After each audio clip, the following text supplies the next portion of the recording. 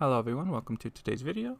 Today I'll be reviewing a game that I played in a recent online tournament that I not only participated in, but I also organized and ran.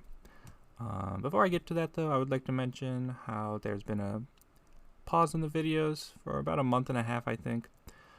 Two main reasons for that is one, where I like to record my videos is my room, and my room, while the summer heat gets to Ohio, really makes my room a sauna basically, and it becomes very uncomfortable sitting at my laptop for more than 30 minutes or so. So having to plan games, find games, review games, that sort of thing was pretty didn't have much motivation to do it. The second reason is I kind of had a spurt where my laptop was working very slowly. Now it is an old laptop, so I'm not expecting the greatest performance, but it was much slower than usual. Programs were slow, such things like that, which that also demotivated me to make videos. But since I played in a tournament and I like reviewing my tournament games because that's how you get better, I figured it would be a good time to try to get back into making some videos. Yeah. So hopefully I can get back into the swing of things and, return my channel to its normal, non-dormant state. With that being said, let's talk about this tournament. This is the Lake Erie Lockdown Tournament. Usually, I like to run a biannual tournament held in the spring and the fall, and I was planning on having one in the spring, but because of the pandemic and the global quarantine, that was canceled. And I figured, okay, well, I'll just have my fall tournament, and that's that. But a few weeks after my tournament was canceled, I just had the idea, what if I just held an online tournament? And the Lake Erie Lockdown Tournament is what was born from it. It was open to players in Ohio and Michigan. That way I could keep it close, kind of avoid potential cheaters, although I figured no one would cheat on a tournament that didn't have any, prize money, things like that. But you never know, so I wanted to keep it close so I had people I could trust. It was also open to people that I wanted to invite personally, so we had a few out-of-staters. And those to keep it, more have my friends around and stuff like that. It's a 4-round tournament. It was held on OGS, all in one day. It was on May 24th, so a few days ago. I'm recording this a few days after that. And the time settings were 30 minutes main time with 5 30-second overtime periods. And that's the time setting I would have used on my in-person tournaments. So yeah, my first opponent is Mark Ronan. He's 1Q AGA. We play quite often because he goes to the same Go Club as me, so we often play there.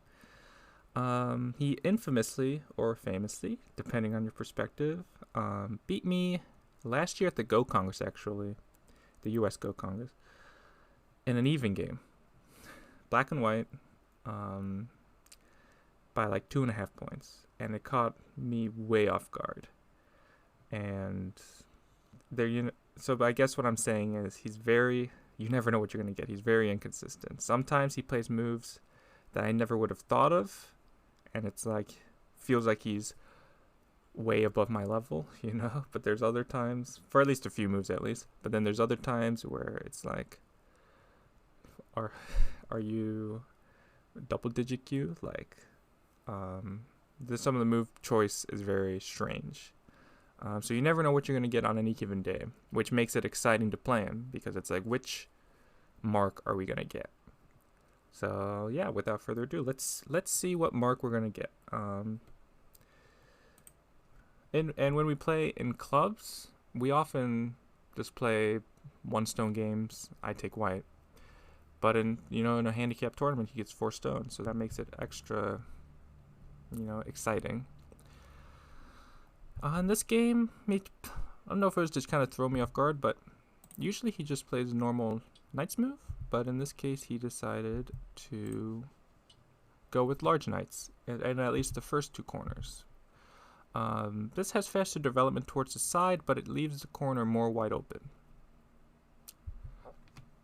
Approach, and then he pincers, and we just go pretty standard Joseki here. Hane, attach. White takes the corner, black takes Sente and this side. And black plays in the last empty corner. Didn't want to see a white move there in that corner. And then white descends, and then Ataris. So what is the point of this descent? The reason for it is by giving up one stone and then Atarying, it means later on there's some Aji here, whether white just pushes, right, if black ignores. This move is very painful, and it's because white added a stone here. Or moves like this, which threaten to cover, like so.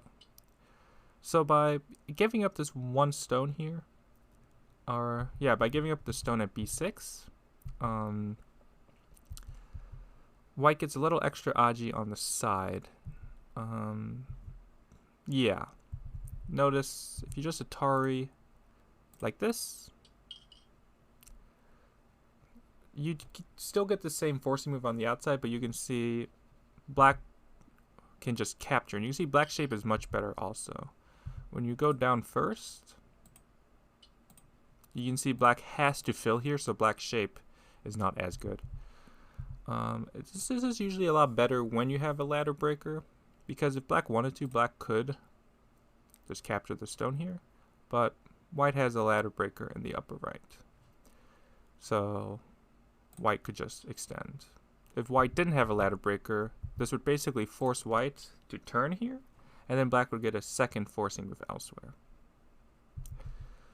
But regardless, black could always just do this. And white can basically do this immediately as well, so that's why I did it basically as soon as black ignored. And then I play my usual pseudo AI style. I love to get this move against the large knights in the corners. And black does what he usually does, is just tries to split. But I don't really like the split here. And the reason is if black just defends, this connects all his stones on this side, on the left side. And it still forces white to come back if white chooses. But you can see if black wanted, black could just split the top. So white really can't make many points on the top. Whereas by going here, it allows white to jump into black's potential left side territory. And you can see black takes the stone here, but I get this forcing move. Black, he doesn't want to get surrounded, so he comes on top, and then I get a Hane. So you can see I actually made not a ton of points, but maybe 8 points or so on the left side. And black made points on the top for sure, but this wasn't going to be my points anyways. Like there's no way I was going to make points on the top.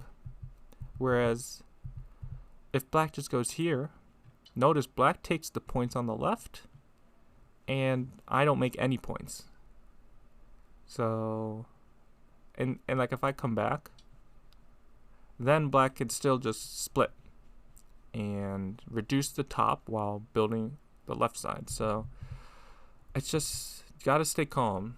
My opponent has a tendency to get overly aggressive for no reason, and I'm not saying this is a bad move. I just think this is not the best move, if that makes sense. Just defend, connect your stones. White still has a weakness, and just move on, right? So yeah, I was very happy he played here, I guess is what I'm saying. Hanes play here.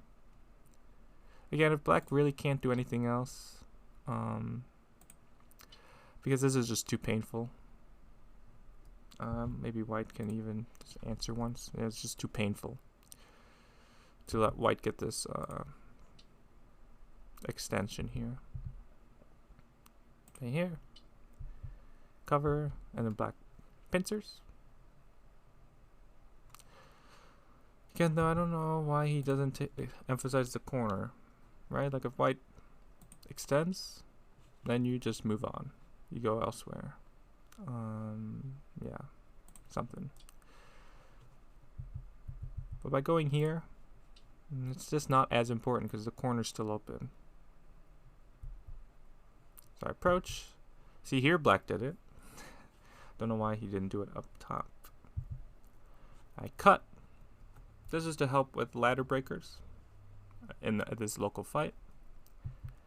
And black strongly extends up. So this is the strongest move. Basically saying if black did anything else, even just capture, white could extend, and you can see seal black in and take a nice outside. So black strongly stands up. The downside is this gives whites lots of options for forcing moves. Yeah, in the game I decided to Atari down and extend. Attacking this M17 stone while trying to activate some Aji here. Like if black just jumps, this would be a pretty difficult fight for black. Or, yeah, it's just complicated, I guess. Black would turn. White actually can't cut. Yeah, so white has to extend, and it would just be a fight like this. I like white though. So that's why I think black should just turn, because even if white can capture the stone, black gained by getting this F15 stone. And like, let's say white, tries to attack this. Even if black just gives it up, you can see white has to spend a lot of moves to capture this stone, right? Like, it's not a lot of points actually. So like these stones are heavy at G18. They're 2 black stones. They're worth a lot of points, whereas this stone here is light. Black can give it up if black needs to. So I think black should just turn. Yeah, just turn. Black in the game plays here, and then lightly come out like this. And again, similar to the left side, black should just connect. Black still has an attack on these 2 stones, so why in the game black pushes and cuts. But all this does is 1, create complications, but 2, goes after just the 1 stone here. And you can see after white descends, black actually cannot capture the cutting stone in a ladder, because these 2 stones are ladder breakers. But notice, if black just extends here, black still can attack white, right? If white jumps, even if black does anything, jump here, descend here, like black can still attack the stones here. Yeah, maybe descend there. Now black is still attacking the upper side and the white stones here. So yeah, I don't know why. Well, I know why black push and cut, but just go after the whole group. There's no reason to cut here. Cutting is what white wanted. So now, after descending, I'm threatening M18. Right. Like saying, if I didn't have the ladder, I can actually connect here. You can see black cannot cut because this move is a double Atari. And if black defends on this side, I can jump to the corner. Yeah. So I descend. He takes the corner. And then I extend here. You can see black takes the P15 stone, but I take the 2 stones here. Black could have also... Black can't ladder. But black played in a way like this to take the outside here, right? Again, black could have played moves like this to take the territory, but black played in a way to take the outside. So I think after this, black can't ladder, but black can actually net here. And you can see white can't push through here because there would be a ladder. White would be captured. So white would need to Atari here, but black just covers. White takes, and then even if black comes back to this corner, or turns here, or pincers this stone, you know, black has lightly given up the 2 stones. Or black got black got these 2 moves in the center, which are pretty big. And again, it's limiting white's points on the top. But you'll see the result in the game. When white extends, black actually tries to run. So this I also don't understand. Black's really... Again, I showed white can connect at any time here, or can connect here at any time. And white has stones here, so black is running into white's stones. Now black had a chance here to get a little compensation. It's not as good as doing just this directly, but it is a little bit better than what happened in the game. Black could have pushed and then played here. If white plays here, this would actually help black win the semi, because white's unable to Atari here because this would threaten a snapback. Notice, if white has to go here, white's able to Atari and win this semi. But by going here, it would allow black to win because this would be a snapback here. So it'd force white to go here. And then, you know, black could still force like this. Force white. And then come back and pincer. Again, black gave up a little bit more, but it's still not too bad. It's still not too bad. But in the game, what black does is he actually cuts, which is surprising. And black could actually squeeze here, but in this case it wouldn't be as good because these 3 stones aren't actually that big, and after this white would actually give up that and take the center. And while this result isn't great, you can see black will have to spend moves to capture here, so the corner actually isn't that big. Yeah.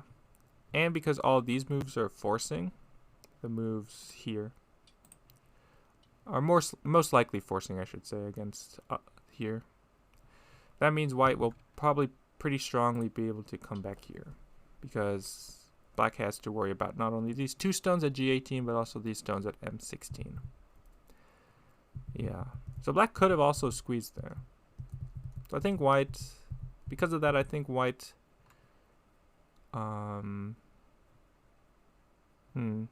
maybe play on this side. This is probably the correct direction. Because again, white can still attach under or play here. Yeah. So this move's a mistake for white. But black cuts and then extends,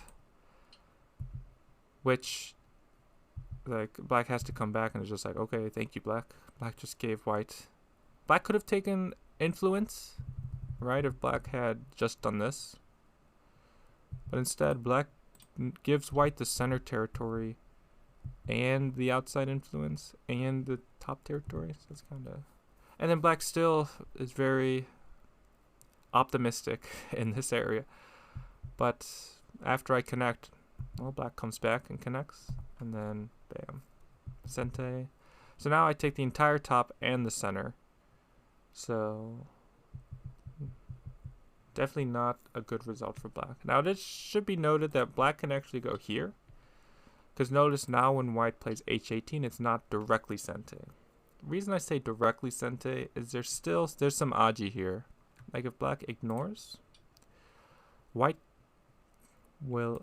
can play here. And you can see if black blocks, white can then extend. And yeah, white just wins this semi. There's no way black can win it. But that means black can play moves like this to help. So again, efficiency.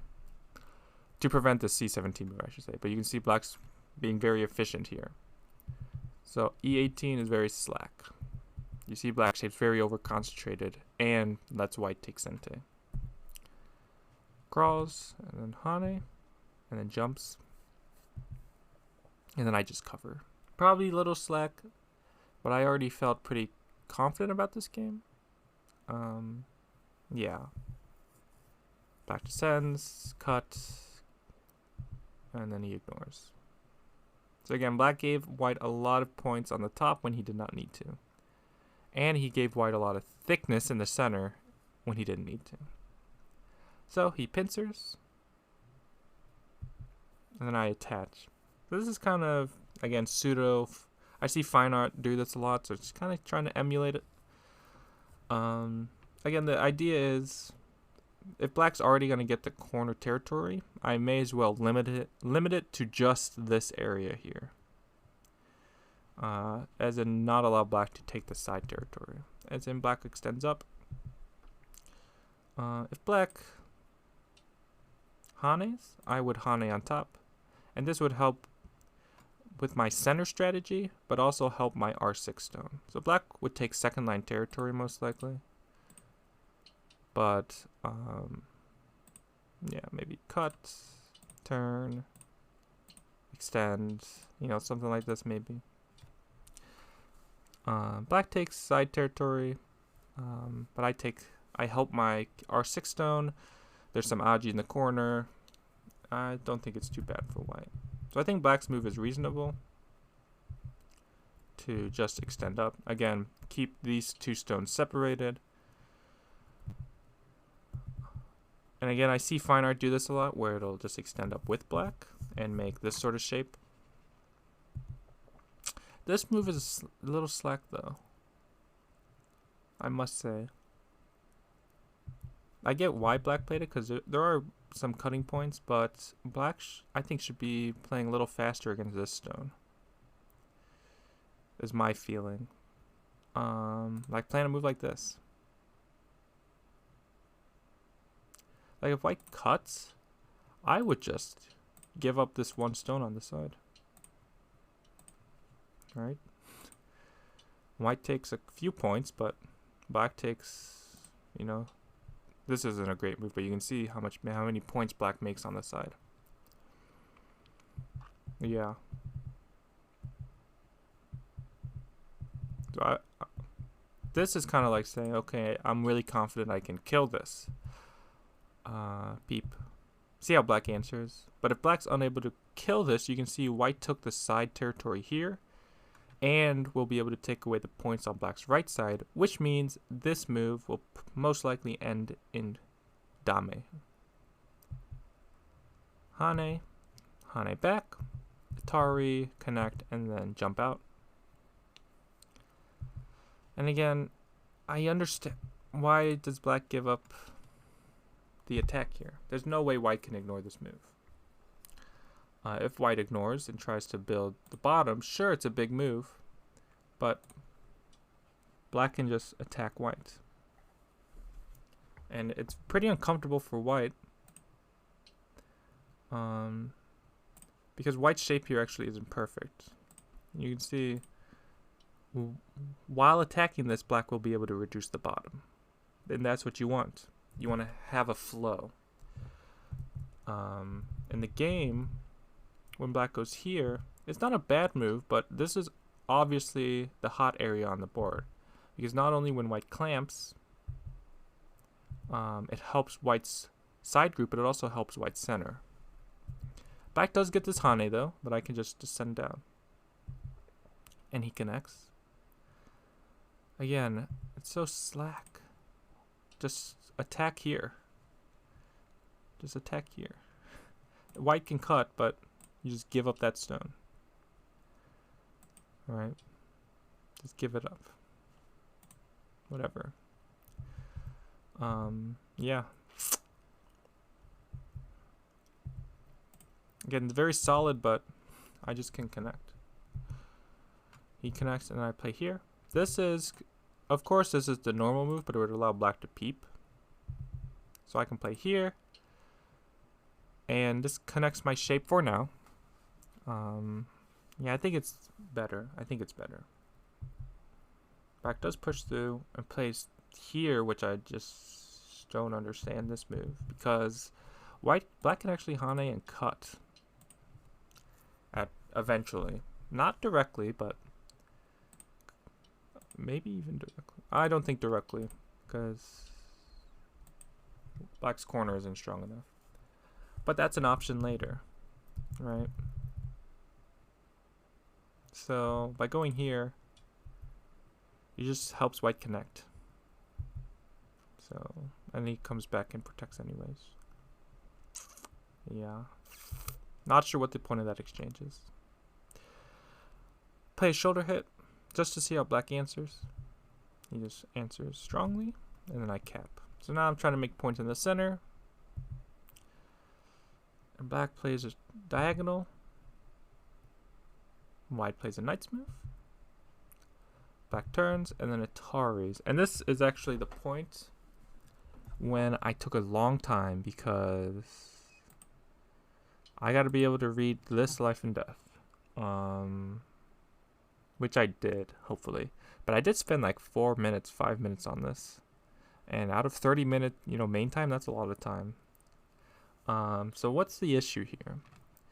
So obviously this has to be the starting move, right? And I figured, okay, what if black goes this side or this side, right? These are the two moves black wants to play.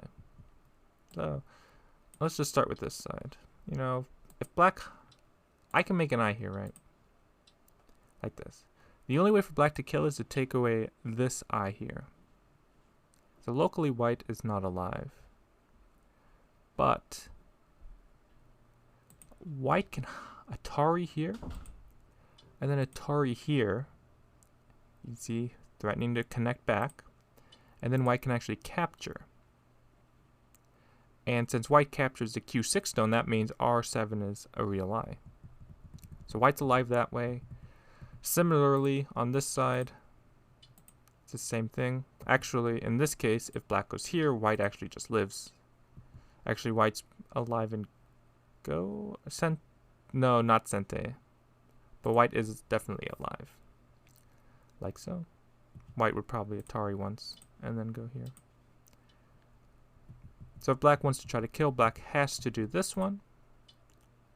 But again, white isn't locally alive, but white can Atari and then Atari here. And then go do the capture. The thing with this though is this means after this move, black can go here. And this is, now I can't capture Q6, so I have to play on the side. But then black would be able to jump into the center.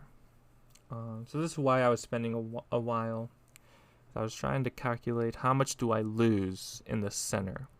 Of course I have to live, but is there any way I can play some sort of move like this that keeps me connected, but black is able to reduce my center by quite a bit, right? That's what I was trying to figure out. Like this. Let's just say white covers. I was trying to calculate, okay, what's bigger? Is this a bigger reduction? Or is just connecting? Or is this? Because with this one, I also have to keep in mind that I'm reducing black's corner and stuff like that. So I ended up deciding connecting's better. But black actually just ignores. And I'm like, okay, I'll get this move. So now it's me-I between living on the side or connecting. Black does cover. So now I can ignore. And I don't know what this move is. I don't know why black didn't do this. Because of course I just can extend. Still threatening the corner. And this still threatens the corner. So yeah, I'm not sure why what black was worried about here. Maybe he didn't want white to get this move in Sente. I'm not sure, honestly. This is, yeah, I don't know what this is. Yeah, and he comes back and lives. So I reduced black by a lot in Sente. Like, imagine, like, this move here is pretty big because it threatens.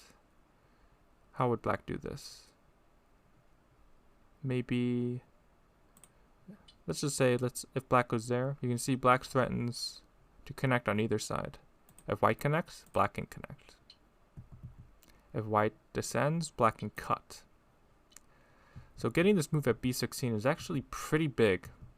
And when I was reviewing the game back, I was like, man, that's a huge move. So yeah, black's definitely alive here, so black shouldn't answer white here. Black needed to play here. And especially not play this iron pillar. Come to the block in the center. And I could capture. Now we're kind of in endgame, or yeah, in endgame now. This was kind of like the last question mark group in the game, but now every group's connected. Yeah, it's a pretty close game though, which is always fun. Yeah, just going into endgame. Hane, Sente, that's a big move for sure. I think this loses points. I think black misread this. Because usually you can come down and white has to worry about this side, but because white has the stone at L2, white's just connected. So I think black lost points here. Or at least he didn't. Yeah, he went this side. And then never, like, finished this area, which I thought was a strange choice. There, he taried, plays there, push, comes here, block, plays here, push. See, I'm able to cut and then Atari, and he actually just gives it up. And you can see how many points white gains here. It's a lot of points, actually. Black pushes, plays here. I don't know why black didn't clamp. He might have been like, oh, I'm afraid of the ko, but this actually isn't ko because black can actually extend once more. You see if white connects, this move is an Atari. And black just wins the semi-eye. So white has to connect, but then black can cut.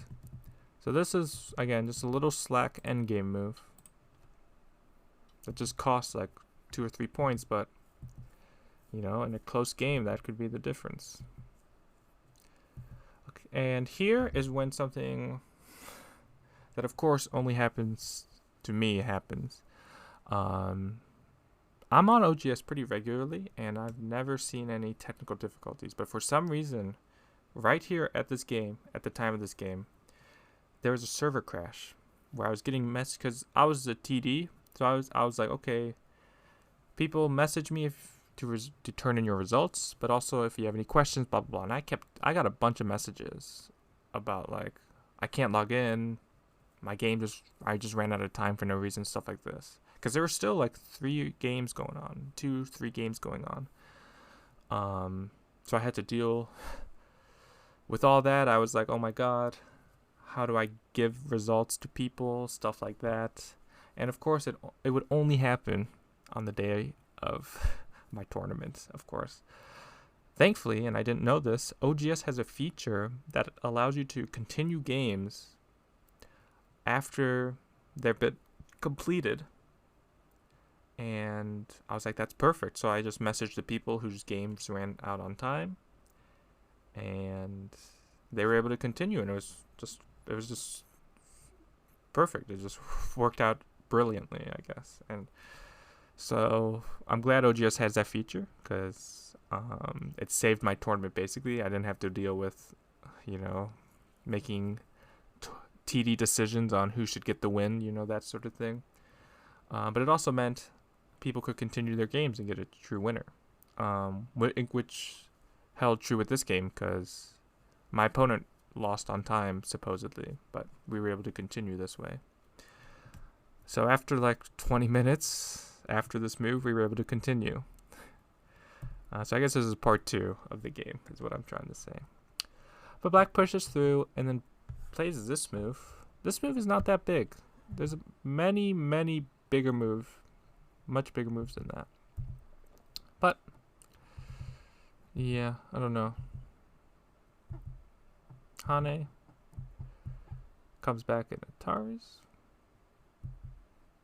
Hane. And this looks like Sente, but it actually isn't because I can play here.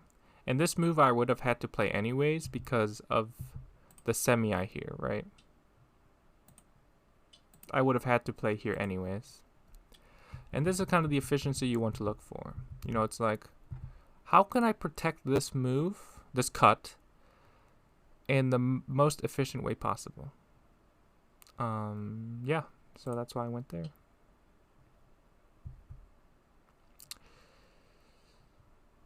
Yeah, so I went there.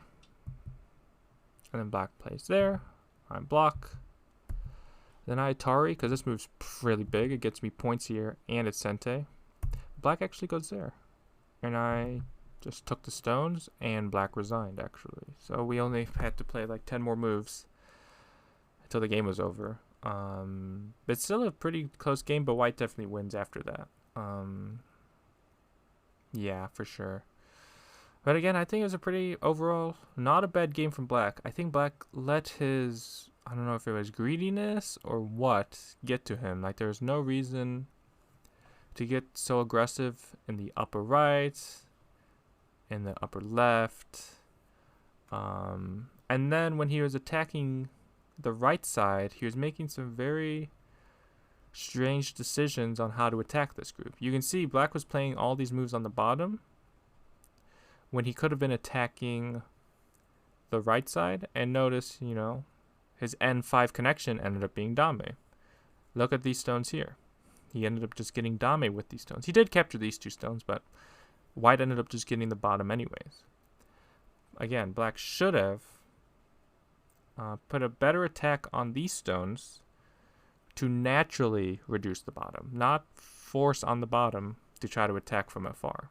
And again, it is maybe not confusing, but it is, you know, it's something you have to learn. So, but yeah, black definitely let white off the hook on the top, the left side, and here. Yeah.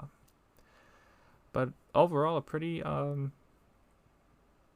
compared to some of the games we play, definitely much better. So props to Mark for giving me such a good game as well. I want to thank him for that. But yeah, after the first round and some technical difficulties, I ended up winning. Yeah. So look forward to the round 2 game, hopefully coming out soon. And if you have any questions or comments, please leave them in the comment section. I will be sure to read them. And yeah, I hope you enjoyed the video, and I hope you look forward to a hopeful return to making videos. But yeah, thank you for watching, and I'll see you in the next video.